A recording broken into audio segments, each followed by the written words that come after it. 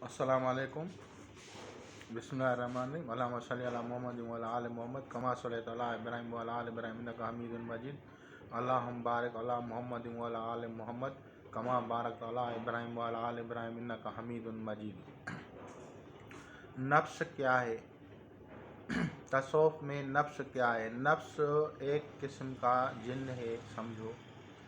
वो दूसरी अरवाह के साथ इंसान के जिस्म में बंद किया गया है।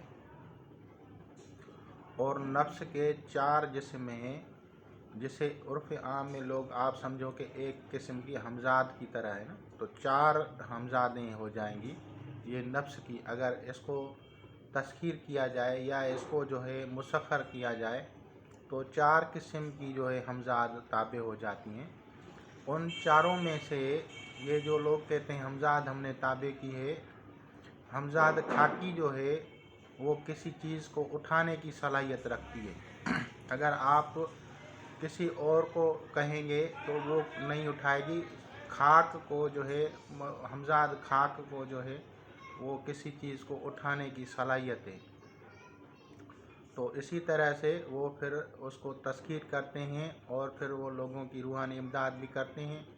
बहुत सारे हमारे भाई जो हैं कुछ जो है मुजाहिदे में मजबूत होते हैं तो इसमें कामयाब भी होते हैं, लेकिन बाज़ लोग जो है वो जल्दी में मेहनत करते हैं लेकिन उनको जो है इतनी मुजाहिदे की तकलीफ़ बर्दाश्त नहीं कर सकते तो फिर वो नहीं भी कर सकते। इंशाल्लाह आप लोगों को ये बात समझ में आ गई होगी। अल्लाह हाफिज़।